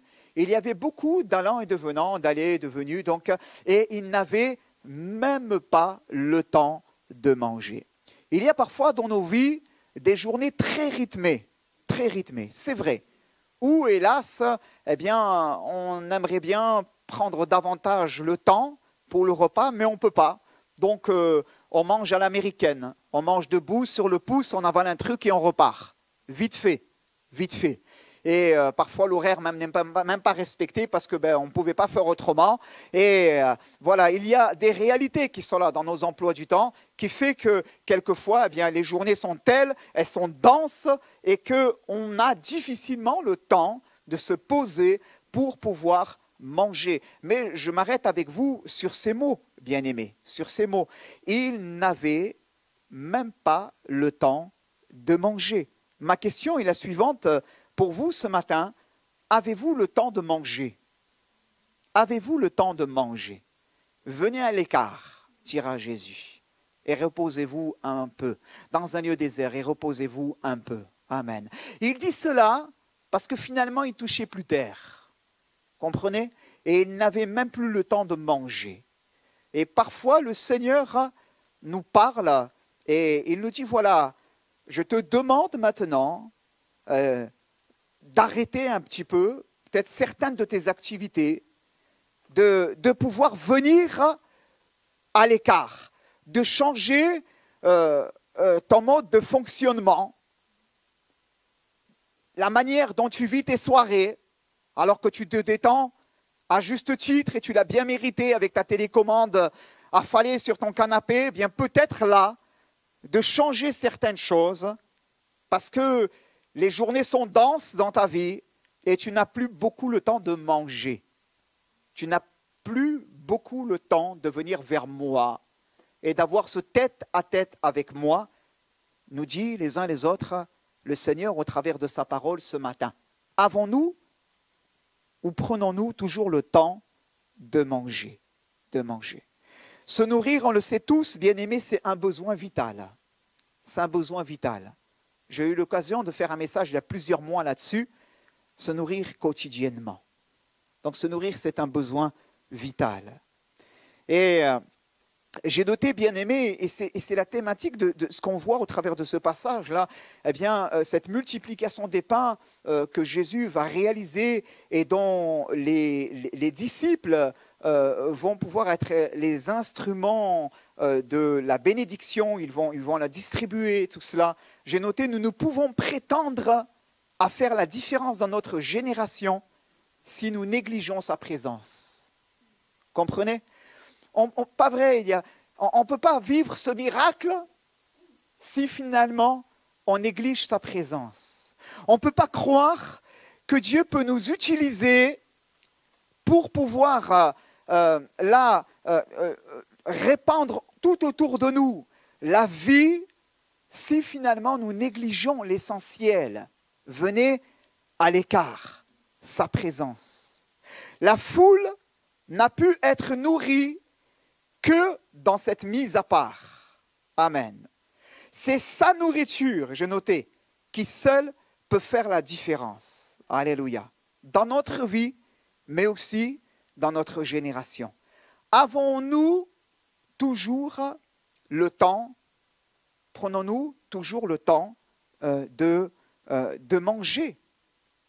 L'homme ne vivra pas de pain seulement. Matthieu 4,4, nous connaissons bien ces versets, bien-aimés. On les appelle les versets tout-terrain. Matthieu 4,4. Jésus répondit, il est écrit, l'homme ne vivra pas de pain seulement, mais de toute parole qui sort de la bouche de Dieu. Mais comment peux-tu résister à l'ennemi de ton âme, à la pression qui parfois, à certains moments, il veut mettre sur ta vie, sur la mienne, sur la nôtre, si finalement nous ne savons pas nous nourrir tout d'abord de sa parole, du pain du ciel. Quand je suis descendu tout à l'heure du bureau, et que j'allais faire le tour pour pouvoir venir, je saluais quelques bien-aimés là à l'extérieur, et notre cher frère Lucien avait amené un sachet plein de pain, et plusieurs sœurs étaient en train de prendre des baguettes, prenaient du pain là. Et elles disaient, voilà, elles étaient reconnaissantes à ce que notre frère pouvait amener. Et elles étaient en train de déjà mettre cela dans leur voiture, au moins cela était fait pour ce midi ou pour cette journée en tout cas. L'homme ne vivra pas de pain seulement. Elles étaient conscientes de la nécessité de se nourrir de pain aussi. Elles étaient reconnaissantes pour ce pain. Mais Jésus dit, l'homme ne vivra pas de pain seulement, mais de toute parole qui sort de la bouche de Dieu. Amen. Prenons-nous toujours le temps de manger. Et il y avait, on l'a lu tout à l'heure, beaucoup d'allants et de venants, et ils n'avaient même pas le temps de manger, bien-aimés. On a besoin d'avoir ces moments de mise à part avec le Seigneur. Alléluia. On a besoin d'avoir ces mises à part avec le Seigneur, oui. Mais avant d'aller plus loin, je veux rappeler à chacun et à chacune que le Seigneur nous a admis en sa présence, appelés et admis en sa présence, alors que nous étions tellement loin de lui et que nous étions des pécheurs, bien-aimés. L'évangile selon Luc, au chapitre 7, versets 36 à 50, le temps nous manque, mais je vous invite à regarder ce passage. Luc, chapitre 7, versets 36 à 50, nous parle de l'histoire d'une femme pécheresse, bien-aimée, qui s'est invitée dans la maison d'un homme, Simon le pharisien. Peut-être on peut lire le début. Prenons quelques instants, lisons ce passage. Un des pharisiens pria Jésus de manger avec lui. Jésus entra dans la maison du pharisien, il se mit à table. Et voici qu'une femme pécheresse qui était dans la ville sut qu'il était à table. Il était à table dans la maison du pharisien. Elle apporta un vase d'albâtre plein de parfums et se tint derrière à ses pieds. Elle pleurait et se mit à mouiller de ses larmes les pieds de Jésus. Puis elle les essuyait avec ses cheveux, les embrassait et répandait sur eux du parfum. À cette vue, le pharisien qui l'avait invité dit en lui-même, si cet homme était prophète, il saurait qui est la femme qui le touche et ce qu'elle est, une pécheresse. Jésus prit la parole et lui dit, Simon, j'ai quelque chose à te dire. Maître, répondit-il, un créancier, répondit-il, pardon.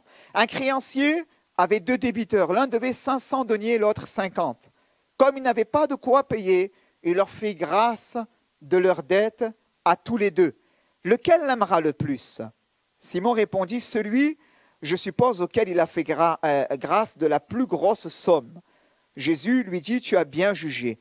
Puis, se tournant vers la femme, il dit, Simon, vois-tu cette femme? Je suis entré dans ta maison et tu ne m'as pas donné d'eau pour mes pieds, mais elle a mouillé mes pieds de ses larmes et les a essuyés avec ses cheveux. Tu ne m'as pas donné de baiser, mais elle, depuis que je suis entré, elle n'a pas cessé de me baiser les pieds.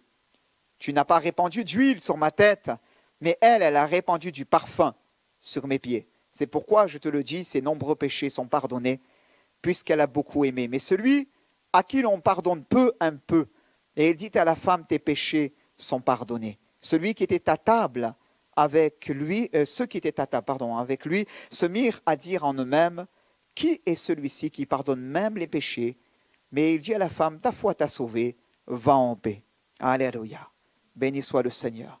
La Bible nous montre, bien-aimés, avant d'aller un petit peu plus loin, je veux juste souligner au travers de ce passage une vérité, c'est qu'il nous a accueillis tels que nous étions.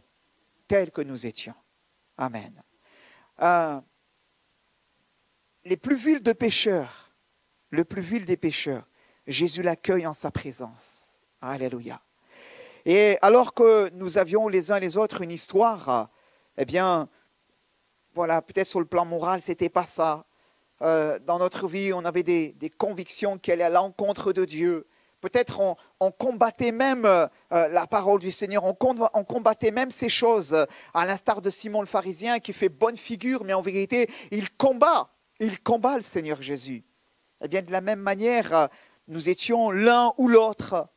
Nous ressemblions peut-être à cette femme pécheresse ou sinon des bien-pensants comme Simon le pharisien qui pensait être plus propre que les autres, avoir raison, mais un cœur sec, un cœur dur. Et le Seigneur nous a appelés les uns et les autres tels que nous étions et il nous a admis dans sa présence. Amen. Il nous a admis en sa présence. Aujourd'hui, eh bien, nous pouvons être dans la communion avec lui et c'est notre grand privilège. Amen. Venez à l'écart. Nous pouvons être dans la communion avec lui. Nous pouvons recevoir de sa part la nourriture dont nous avions besoin les uns les autres. L'homme ne vivra pas de pain seulement, mais de toute parole qui sort de la bouche de Dieu. Alléluia. Comme cette multitude, nous avons, nous aussi, jadis entendu parler de celui qui est le pain de vie et notre vie a été rassasiée. Alléluia. Notre vie a été rassasiée. Amen. Nous n'avons plus besoin d'autre chose. On n'a pas besoin de courir ailleurs. Pourquoi? Parce que les choses du monde sont infiniment plus fades à côté. Nous avons découvert celui qui est le pain de vie. Amen. Le passage que nous avons lu, bien-aimé, nous dit à la fin de ce passage, eh bien que tous mangèrent et furent rassasiés. Amen. Et nos vies ont été pleinement rassasiées en Jésus. Alléluia. Amen. Et alors que nous nous installons dans une certaine vie chrétienne, certaines routines, quelquefois, nous finissons par mettre le focus uniquement sur ce que nous faisons au détriment de ce que nous devons être finalement. Des enfants de Dieu qui se nourrissent d'une communion avec lui. Amen. Béni soit le Seigneur. Ce matin, le Seigneur pourrait nous poser cette question qu'il a posée aux disciples lors de la seconde pêche miraculeuse, alors que, eh bien, ils avaient pêché toute la nuit sans rien prendre. Jésus, sur le bord du rivage, va leur parler et va leur dire « Enfants, n'avez-vous rien à manger ?» Enfants, n'avez-vous rien à manger? Jean chapitre 21, verset 5. Et non, lui répondirent-ils. Jésus de leur dire, jetez le filet du côté droit de la barque et alors vous trouverez.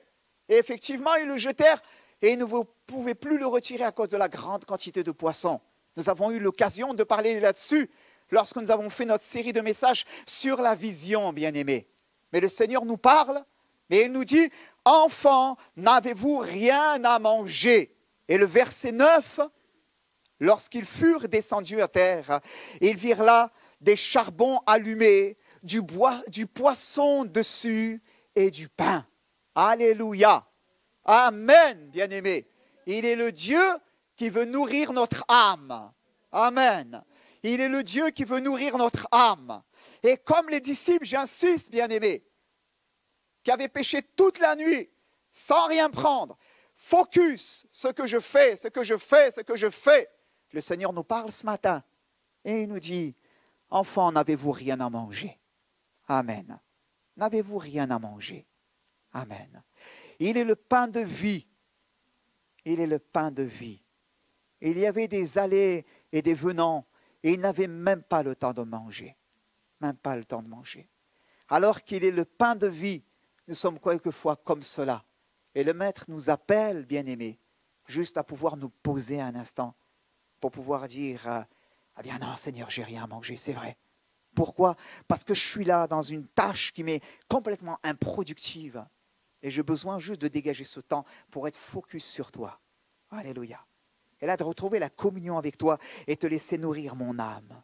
Amen. J'espère que Dieu vous parle, frères et sœurs, quand vous lisez votre Bible. J'espère seulement que vous lisez votre Bible. J'espère seulement que vous lisez votre Bible. Amen. Il ne doit pas y avoir une semaine, une journée, quelques jours, sans que vous ne l'ayez ouverte. Considérez cela comme une anomalie. Considérez cela comme une anomalie. Ne vous contentez pas, enfants de Dieu, bien-aimés frères et sœurs, de la lecture d'un éphéméride, d'un calendrier, pour soulager votre conscience, en lisant un verset, une petite pensée que vous avez attrapée à la volée, ça et là, en croyant que finalement, ce petit snack que vous avez récupéré au passage nourrira correctement votre être intérieur. Inquiétez-vous, lorsque finalement, ce temps de communion avec Dieu s'amenuit, s'enfuit, lorsque finalement, eh bien, vous avez de la difficulté à ouvrir le livre saint. Inquiétez-vous lorsque la lecture du livre peut paraître desséchante. Inquiétez-vous lorsque cela, eh bien, devient fastidieux et qu'il ne vous semble plus tirer quelque chose des Écritures. Fléchissez le genou devant le Seigneur et dites, Seigneur, j'ai besoin de toi, de ton pain, de ta nourriture. Amen. Seigneur, je veux retrouver cette fraîcheur dont j'ai besoin. Alléluia. Dites-lui dans la prière et il ne manquera pas de vous renouveler, bien-aimés. Parce que Dieu est un Dieu qui parle. Alléluia. Dieu est un Dieu qui parle. Amen. Mais il parle à qui veut bien l'entendre. Amen. 1 Samuel, chapitre 1er, ne cherchez pas, je ne l'ai pas donné, mais je cite pour vous.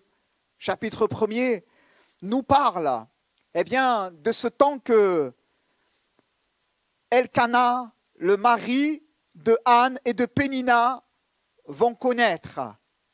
Alors qu'ils se rendent à Silo pour offrir le sacrifice à l'Éternel chaque année, l'Écriture nous dit qu'il y a là un homme de Dieu, un sacrificateur, un souverain sacrificateur, du nom de Élie. Il a 2 enfants, Ophni et Phiné, qui méprisent les choses de Dieu. Et lui, avait l'esprit qui est devenu endolori. Il ne voyait plus clairement, non pas simplement physiquement, mais spirituellement. Et la Bible nous dit, en ce temps-là, la parole de l'Éternel était rare.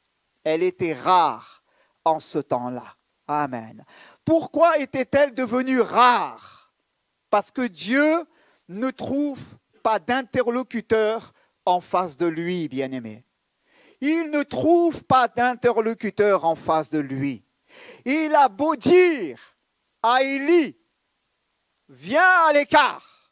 Il a beau dire à Ophni et Phiné, cessez donc vos mauvaises voies et vos mauvaises œuvres, mais ils ne l'entendent pas. Et ils persévèrent dans leurs mauvaises actions. Ils persévèrent. Et à cause de cela, Dieu finit par se taire. Ils sont dans un lieu à l'écart, mais ils n'entendent plus la voix de Dieu. Ils n'entendent plus la voix de Dieu. Pourquoi? Parce que Dieu, comme nous l'avons vu tout à l'heure dans le titre de ce livre, Dieu se cherche un homme. Dieu se cherche des hommes, des femmes, qui, à l'instar de Samuel, ne veulent pas laisser tomber à terre sa parole. Amen. Et parfois, Dieu se tait, bien-aimés, dans nos vies, parce qu'il ne trouve plus chez nous les interlocuteurs que nous étions jadis. Comprenez? On a mis l'emphase sur ce que nous faisons. Seigneur, mon emploi du temps maintenant ne me permet plus d'honorer mes rendez-vous avec toi. Comprends-tu? J'ai eu une promotion, Seigneur. Seigneur, j'ai acheté une villa, il faut que je travaille dur maintenant. Tu comprends? Je vous le dis, bien-aimés. Parfois, il y a des enfants de Dieu qui n'entendent plus la voix du Maître parce que la priorité n'est plus placée au bon endroit. Parce que finalement, Dieu s'est tu. Parce qu'ils ne trouvent plus chez eux les interlocuteurs qu'ils étaient hier. Il a parlé à plusieurs reprises. mais il se rend compte que la parole tombe à terre. Et Dieu se cherche un homme, Dieu se cherche une femme. À l'instar de Samuel, l'Écriture nous dit, que lorsqu'il a entendu sa parole, eh bien l'Écriture nous dit, il ne laissait tomber à terre aucune parole de l'Éternel. Amen. Il est recueilli par la grâce de Dieu. Amen. Et cette parole pouvait faire la différence dans sa vie, non seulement dans sa vie, mais elle a fait la différence dans la vie des autres. Alléluia. Élie, le souverain sacrificateur, va lui dire, eh bien, qu'a t'a dit l'Éternel? Ne m'en cache rien. Ne m'en cache rien. Et ça a été le début du ministère de Samuel. Dieu va l'employer encore et encore. Pourquoi? Parce que Dieu a trouvé un vis-à-vis. Dieu a trouvé un interlocuteur. Dieu a trouvé quelqu'un à qui il peut parler. Bien-aimé. À qui il peut parler. Quelqu'un à qui sait se mettre à l'écart par la grâce de Dieu. Venez à l'écart. Venez à l'écart. Et reposez-vous un peu. Puissions-nous, dans ce tourbillon, bien-aimé, pouvoir nous reposer en lui. Amen. Nous reposer en lui, pour pouvoir épuiser les ressources dont nous avons besoin, bien-aimés, et pouvoir nous nourrir à l'intérieur. Amen. À plusieurs reprises, dans ce passage, il nous est parlé de désert. Verset 31, verset 32, verset 35. Venez à l'écart dans un lieu désert. Verset 32, un lieu désert. Ou encore le verset 35, encore, ses disciples s'approchèrent lui dire, ce lieu est désert. Ce lieu est désert. Bien-aimé, on a vu, c'est pas le sable. Hein. Non, quand vous lisez les évangiles, vous voyez qu'il y avait de l'herbe verte à cet endroit-là. Un autre évangile nous précise. Donc, mais ils sont dans la nature au final. Il n'y a pas Cap 3000, il n'y a pas Polygone, il n'y a pas Carrefour, il n'y a rien de tout ça en fait. Hein. Ils sont dans la nature. Et là, 5000 personnes dans un lieu désert. Un lieu désert. Au milieu de ces 5000 personnes, 12 disciples qui vont être avec leur maître, appelés à faire la différence. Bien-aimés, ce lieu, ce monde est désert aussi. Ce monde est désert. Et les enfants de lumière que nous sommes sont appelés à faire la différence. Alléluia, bien-aimés. Afin de pouvoir distribuer tout autour de nous, bien-aimés, le pain de vie. Amen. Le pain de vie. Alléluia. L'heure est déjà avancée. C'est écrit, bien-aimé. C'est écrit, verset 35. L'heure est déjà avancée. Et ses disciples s'approchent, lui, ce lieu est désert. Et l'heure est déjà avancée, bien-aimé. Je vous le dis de la part de Dieu, l'heure est déjà avancée. L'heure est déjà avancée. Et alors que l'heure est déjà avancée à l'horloge de Dieu, et que ce lieu, ce monde est désert, l'Église est appelée à pouvoir être en lui pain de vie. Amen. Pour ceux qui sont autour de nous et qui ont tellement faim d'une autre réalité. Alléluia. De quelque chose qui va pleinement combler leur cœur. Alléluia. Vous savez, j'ai eu quelquefois l'occasion d'aller au stade avec mon fils, mon deuxième. Voilà. C'est cool pour l'emmener, on passe un petit moment ensemble. Et je disais, allez, je chambre un petit peu. Un de nos jeunes, je ne vais pas le citer pour ne pas le mettre mal à l'aise. Et on parlait la fois dernière ensemble. Je disais, mais tu sais, quand je les vois en train de chanter leurs chansons, là, ils sont à fond, ils crient à tue-tête, etc. Bon, je passe un bon moment, je bois un verre, je mange un sandwich, c'est sympa. Mais je dis, mais tu ne peux pas savoir comme c'est fade. Mais c'est fade, mais c'est fade. Même s'il y a 40 000, je ne sais pas, Annie peut me dire il y a combien de personnes au stade. Mais je dis, mais c'est fade pour moi. Mais c'est fade. Pourquoi? Parce que j'ai découvert quelque chose qui fait vraiment la différence. Alléluia. J'ai découvert la louange, bien-aimé. J'ai découvert la louange. Amen. J'ai découvert la présence de Dieu qui descend au milieu des louanges de son peuple. Et quand tu chantes, bien-aimé, oh, que tu es peut-être tout juste une centaine, tout juste, mais que tu loues Dieu. Alléluia. Je t'assure, ça vaut beaucoup plus que ce qui se passe dans ces stades. Hein. Beaucoup plus. Même si, bien sûr, on passe un bon moment. Mais ça n'a rien à voir. Il n'y a pas de commune mesure. Je préfère le 54 avenue de Verdun quand je loue mon Dieu avec les rachetés. Alléluia. Et quand l'Esprit de Dieu descend. Amen. Eh oui, on peut le dire.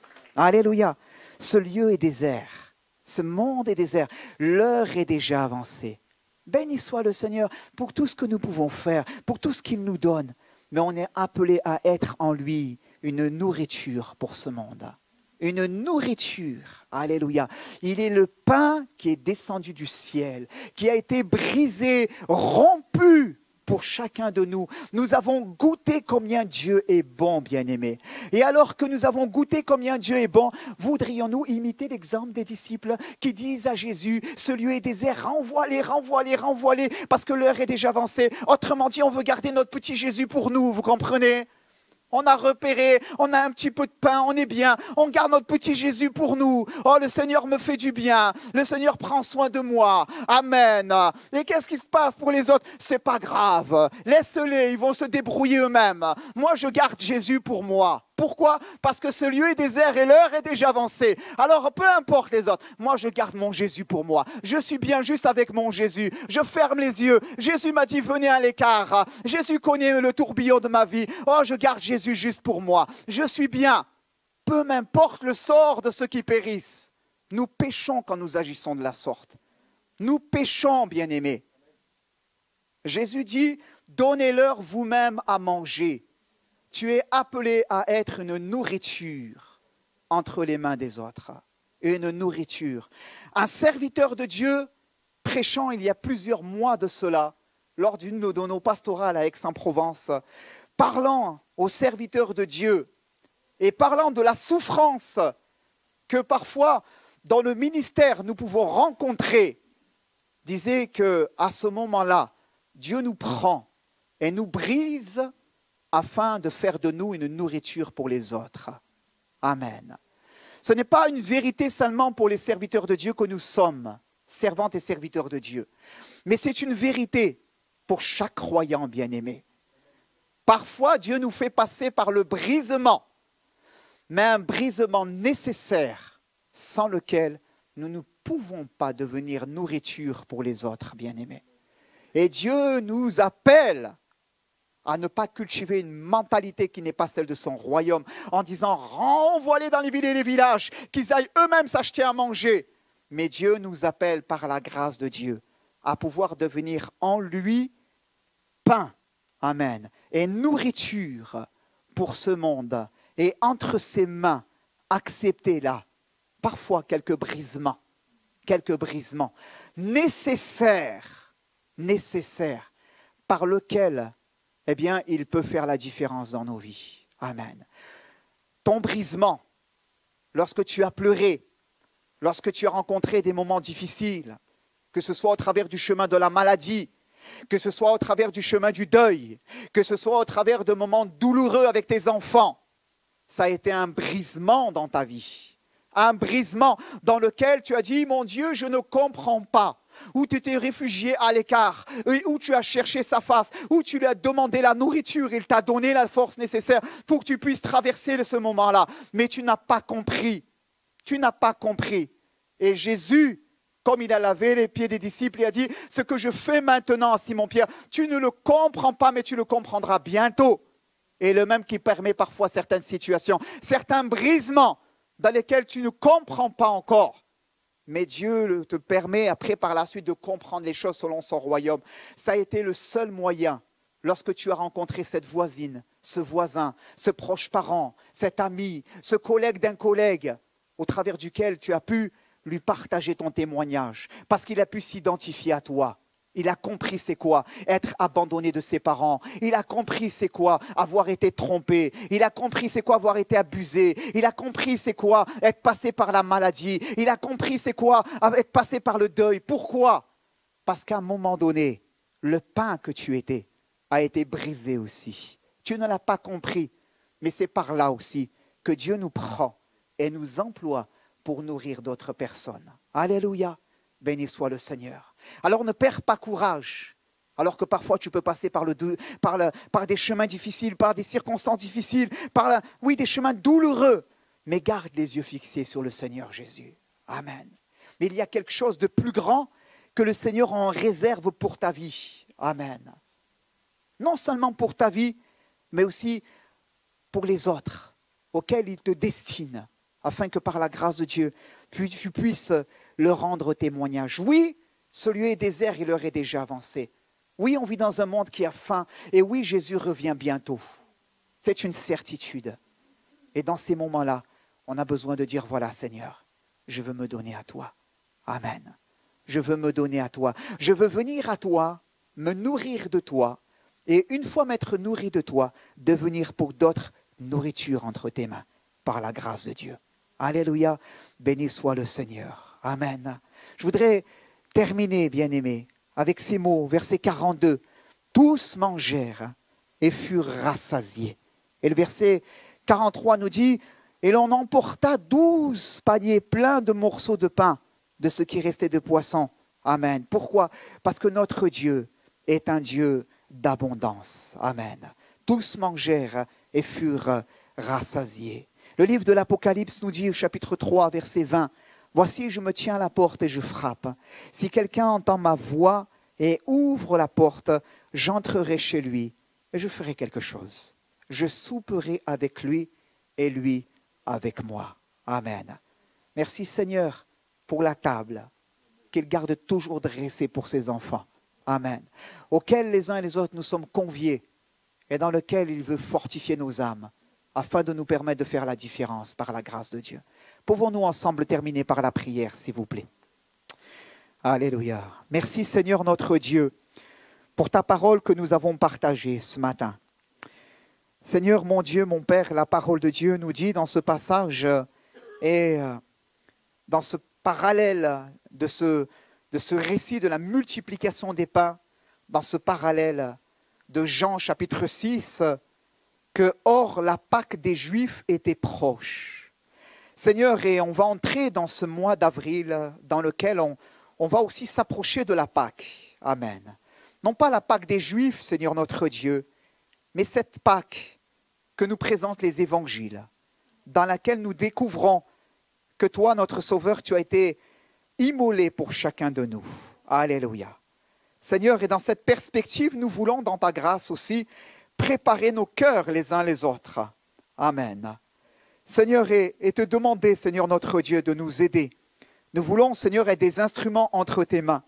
Seigneur, nous voulons porter du fruit entre tes mains. Nous voulons, Seigneur notre Dieu, être tout à ta gloire, Père éternel. Pain, nourriture pour ceux qui périssent. Seigneur notre Dieu, mais nous voulons aussi, Seigneur, revenir vers toi, revenir à ta présence, Seigneur, parce que c'est là que toi, tu nous y attends. C'est là où toi, tu nous y attends. Et ce matin, tu nous as parlé par les dons et tu nous as parlé par la parole. Seigneur, et tu nous dis, venez à l'écart. Alléluia.